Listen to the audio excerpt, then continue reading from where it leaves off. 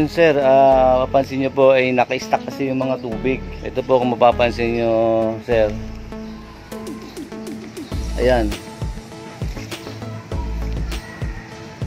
Pati dito po sa kabila ay naka-stack din yung tubig. So ito yung dating waterproofing ko, yung sobra-sobra ko. Pinatong ko po dito kasi nga malalim to sir.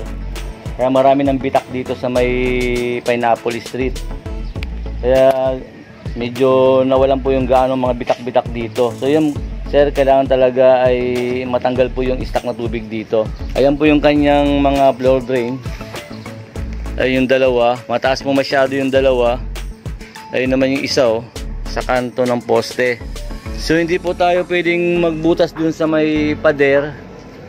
Kasi sir, masisira po yung itsura ng bahay nyo. Magkakaroon siya ng mga dumi. Dito lang tayo maglalagay sa floor drain. So dalawa naman po dito yung floor drain niya. Dalawa rin po dun sa kabila.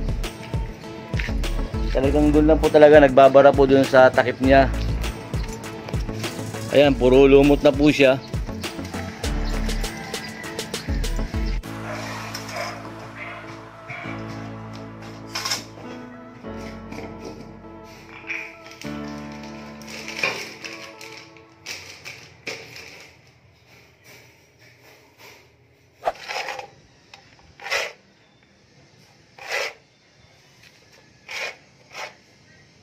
Kukunin mo kasi dudubugasan ng konti yan.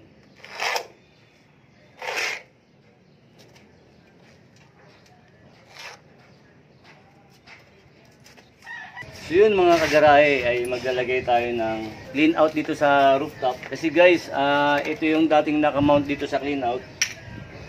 Yan, ay nakasuksok pa siyang ganyan. Nung umulan guys ay nagba dito, umapaw sa mga hallway. So ito guys, ang request ko sa may-ari ay babaguhin natin yung pinaka clean out niya. So ito guys ay mayroon tayong binili na bagong clean out. Ito guys. So hindi siya gaano basta-basta mababarahan guys. Dahil ito ay napakaraming butas at meron siyang screen. Hindi lang guys na isa lang dito. Ito marami siyang aagusan. Dito guys ay binili natin to guys sa Soler, Maynila guys. Sa may Binondo guys. Doon guys, marami kayong mapipilian doon sa Soler. Andun lahat guys ang mga stainless na dapat nyong kailangan. Kung magpapasadya kayo guys, andun lahat guys. Dito guys, ang ating ikakabit ay nasa 1 inch to guys ang kanyang taas niya. So talagang papasok dito guys ang tubig.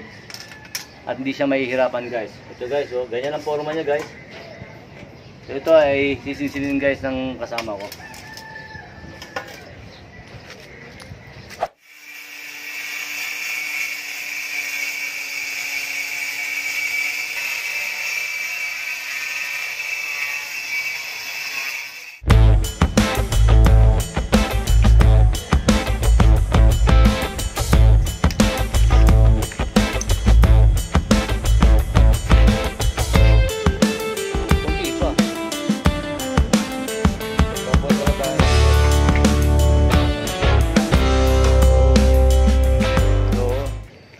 Mga kagarahe ay pinuksan natin guys yung lalagyan ng clean out ay meron siya guys na nakatapping na 1/2. So yun guys, nung tinuklap natin ay yun lang palang nakalagay dong guys ay itinapping lang.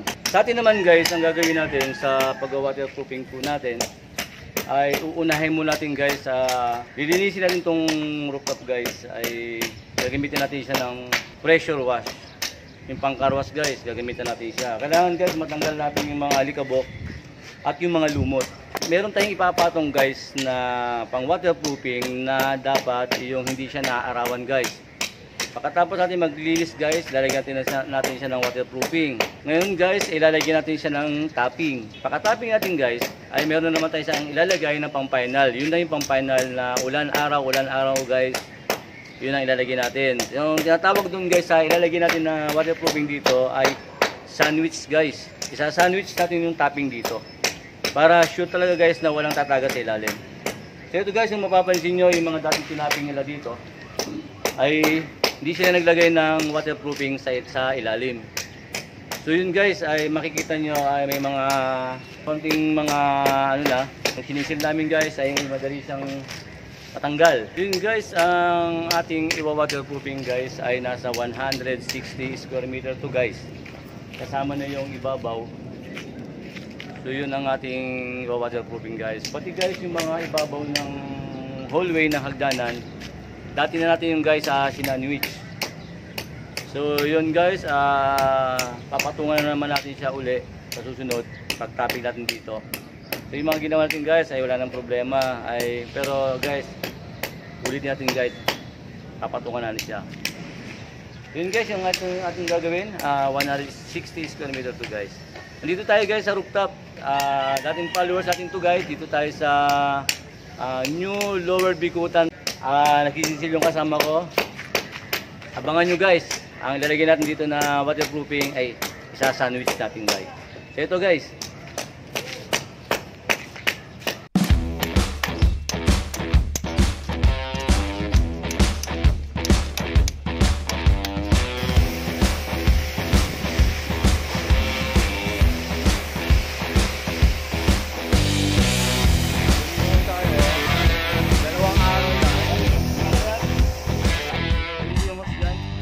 Kailangan guys, basahin mo natin yung rooftop para lumambot yung pinakalumot niya.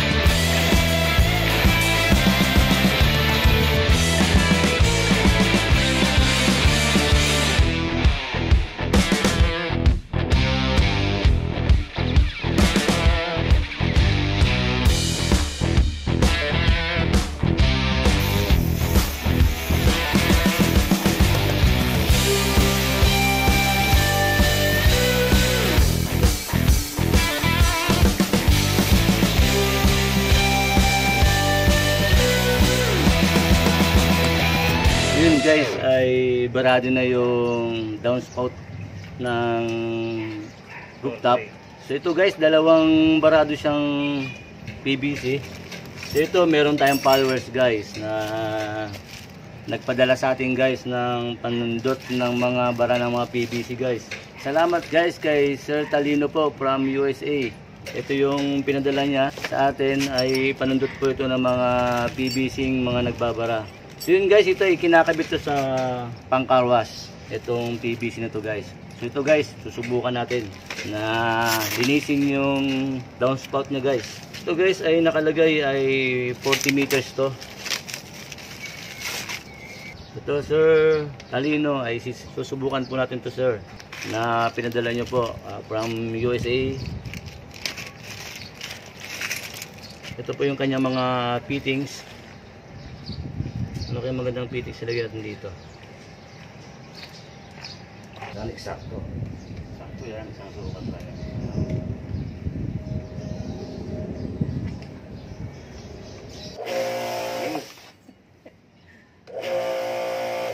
So, ganda yan. So, yun isa pa.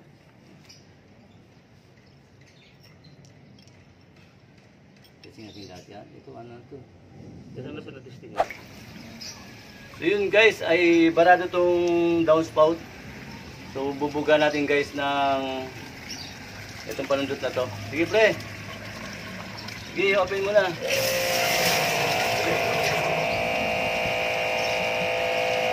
Pihigo pa.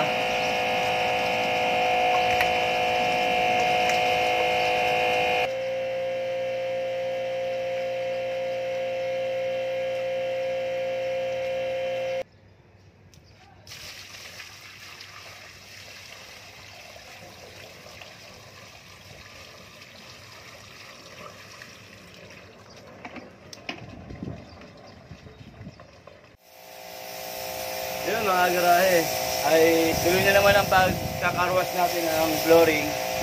Kasi kanina guys, habang napuno tong rooftop ng tubig, doon napansin namin guys ay ibarado tong gitna.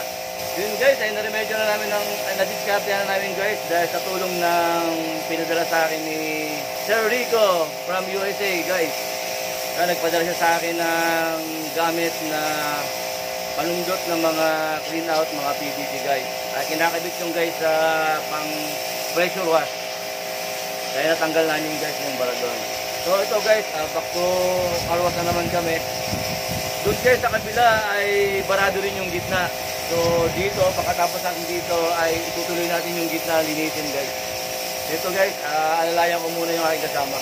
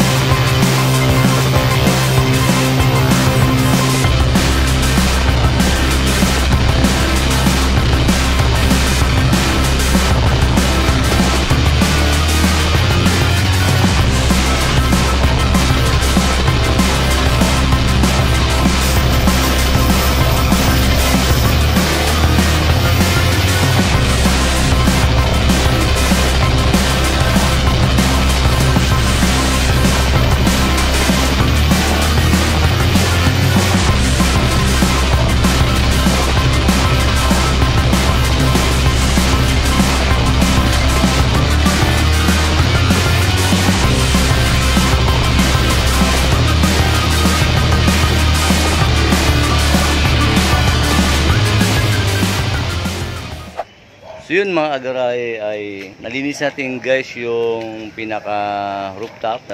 Mabuti ng 2 araw at kalahati dito sa paglilinis. Kung mapapansin nyo po guys, yan. Dating napakaraming lumot niya, ay ngayon guys ay malinis na. So yun guys, iikutin natin guys. Ito yung pinaka likod niya. Yun guys, yan. Ito yung pinaka clean out na guys. Ito naman guys, yung kahapon na barado. So ito, natanggal natin yung bara dyan. At yun guys, napakalinis na ng rooftop na to. Ay nalis natin guys yung mga dumi kasi magwa-waterproofing tayo. So ang gagawin natin guys ay isa-sandwich natin yung simento. Gagawin natin guys, mag-first waterproofing tayo guys. Tapos tatakpan natin siya ng simento. Tapos i-waterproofing natin ulit guys, yung pinaka-final. Kasi guys, yan talagang tamang proseso dito sa rooftop. Kailangan i-sandwich natin guys yung waterproofing natin. Then guys, ay naantay lang natin na matuyo maigi yung simento. Kasi hindi tayo pwede maglagay ng waterproofing na ay yung simento ay basa pa. So pinaaraw pa natin ng konti guys. Yung medyo tuyo na ay papahiran na natin.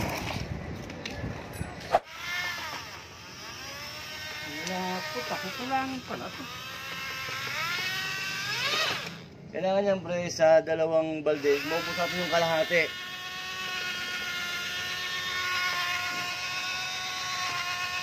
Wala po.